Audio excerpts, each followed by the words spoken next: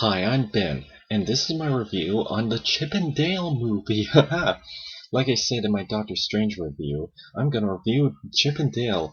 Oh boy, this is what I have heard the critics say this is the closest thing to a Who Framed Roger Rabbit sequel, and it really shows.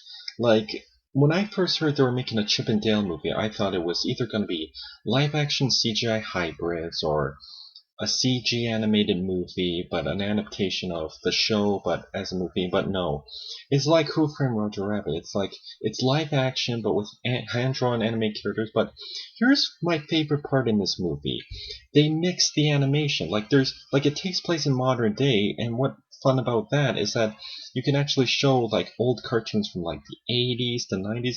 They even made fun of the whole Uncanny Valley thing.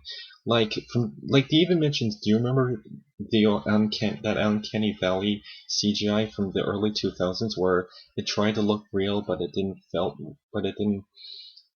real. It tried to look real but it didn't act real. It was weird.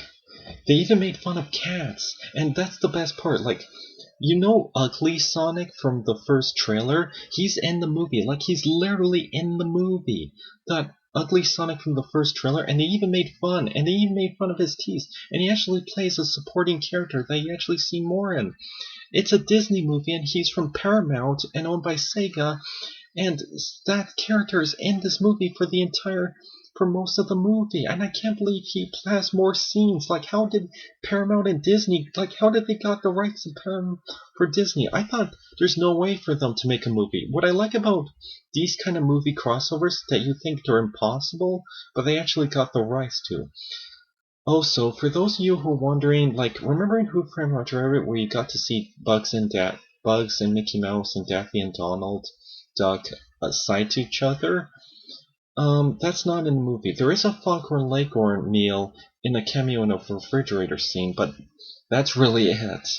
There is a cool Batman vs. E.T. movie, and yeah, Batman vs. E.T. It's weird how Universal and Paramount said yes to these things to Disney. Wow, and there's so much cameos that you're like, that 90s Avengers cartoon called Avengers United They Stand? I don't know if you heard of it, but Tigra makes a cameo in this, and she actually plays, because there's a scene where they're at a fan convention, like Fan Expo or Comic Con, and there are all these animated characters signing autographs, and there's Ugly Sonic and Tigra, and I'm like, how? And some of these crossovers are random, what's funny about this, because even though I would love to see Mickey and Bugs interact again, it's funny to see these characters that you would never think of appear in the movie. There's even a scene where there's we trying to find homes for these brands that no one buy, and there's these Shrek body wash things that no one bought.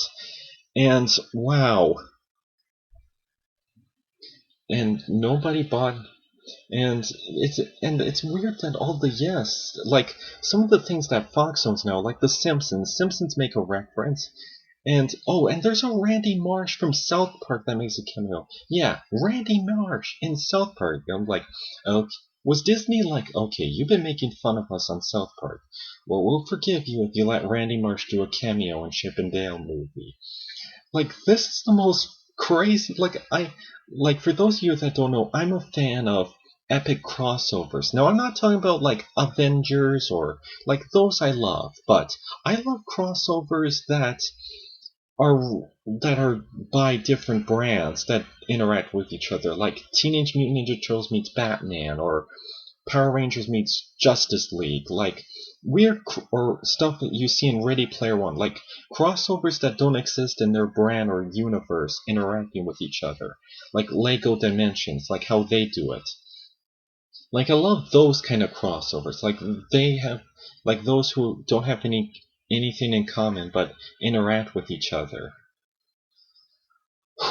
But yeah, I really love all the cameos, and that Netflix series Big Mouth that's really inappropriate and I haven't watched.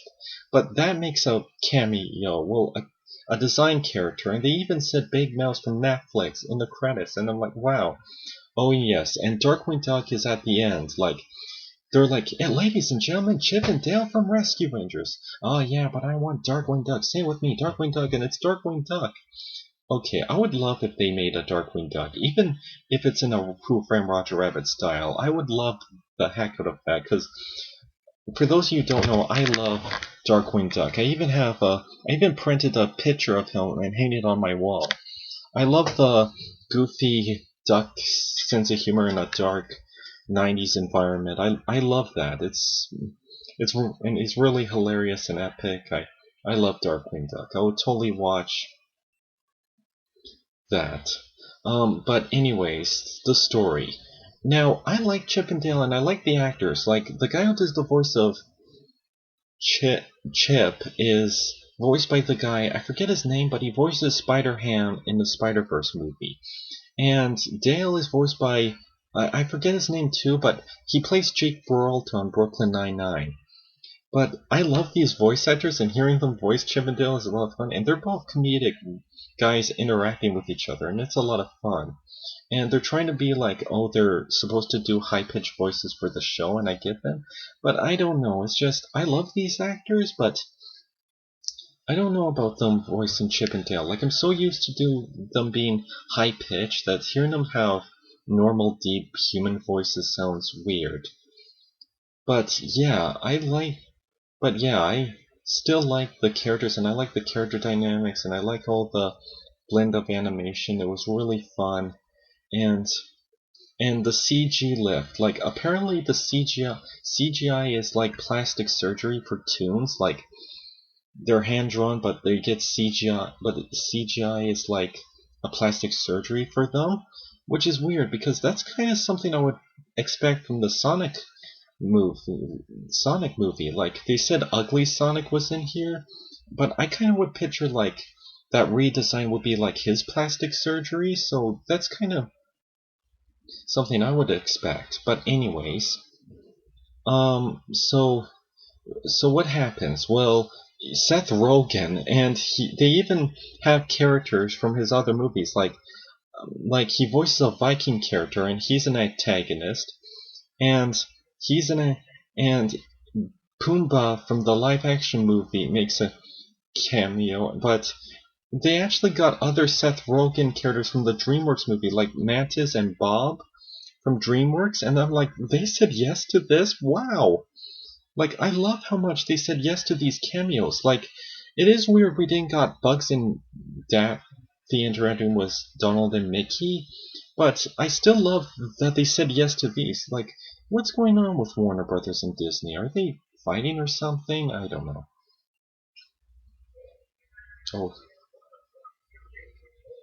it's 1 a.m. where I'm in. As I do this video, it's 1 a.m. and I should hit the hay, but anyway, I love this story, and there's a Gumby cop that's played by J.K. Simmons, and spoiler alert, he's the villain. Like, well, he's not the villain, he plays an antagonist that's later on, and they even kind of make fun of the whole plot twist villain, but they still do it. Like, hey bro, like, I think they're trying to mimic how Hollywood does this, and they even made fun of, like, Alvin and the Chipmunks from the Fox movies made fun. It was like, oh, they always show rapping in these kind of movies, like, all these things. And, yeah. Also, the villain, Peter Pan. Yeah, Peter Pan's the villain. Yeah, and they played him as Sweet Pete or Sweet, but he's voiced by, I know who he is, like, I know his name. I know who he is, and I forgot his. I'm bad at naming certain celebrities. I'm weird, but yeah. Um, it's Vin something. I don't know, but it's the guy who does the voice for Lego Batman and BoJack Horseman, and he voices Peter Pan, but he's all this old griddly, and it's interesting that they made Peter Pan the villain, and he's an old griddly guy. I can't believe there's so many weird choices that I'm like, Disney said yes to this? Wow! Like, I'm really impressed. And, but yeah, so, yeah, but yeah, and I love the jokes that they did, like the satire and the the songs were really fun, and they even poked fun. Like, wouldn't people rather want a pop? Like at the end, they played like a pop song of Rescue Rangers, which is expected, but they're like, won't fans really want the original? But they're like, no, here's a pop song. Like they make fun of the whole thing, but it was still really fun. But yeah, also Monterey Jack. Like they treat his cheese addiction like it's alcohol and drugs, which is a subtle commentary. And I like the blend of animation where he's like, more please, and it's like a CG mouse with a hand-drawn mouse. Like that's just very interesting how they did that. Like I love like there's even puppets and stop motion in this, but it's a lot of fun and there's a lot of fun things I liked in this movie. I don't know what else is there to say. Oh, and Gadget and Zipper, they're a couple now. Yeah, they got married and have kids, and I'm like, really? Was that a thing in the show? Like, I watched the show on Family Channel, and but I don't remember Zipper and and I don't remember Zipper and Gadget being a thing. But it was great to see the characters, and it was fun. And I liked the whole CG hand-drawn mix. That was really fun and clever, and it was a really insane movie, and I really loved it, and I had a lot of fun. It had a lot of heart and joy for it. The voice acting got a bit. The voice acting for Chip and Dale is something to get used to, but if you understand what satire they're doing, you kind of get what they're doing. But yeah, But yeah, have you noticed a lot of animated movies have big celebrity voices for instead of the original characters, like Chip and Dale's voice characters, and like Lightyear I get with Chris Pratt voicing, but Chris Evans voicing him. But there's also the Mario movie, the Mario movie with Chris Pratt as Mario and Charlie Day as Luigi and Jack Black as Bowser, but hopefully I get used to that. And also Seth Rogen. Yeah. And they even made fun of his laugh in this movie. It was really funny that they did that. Well, that's my review for Chip and Dale Rescue Rangers, the movie, and I hope you enjoyed it as I did. It was a fun movie, and I hope you enjoyed it. Good.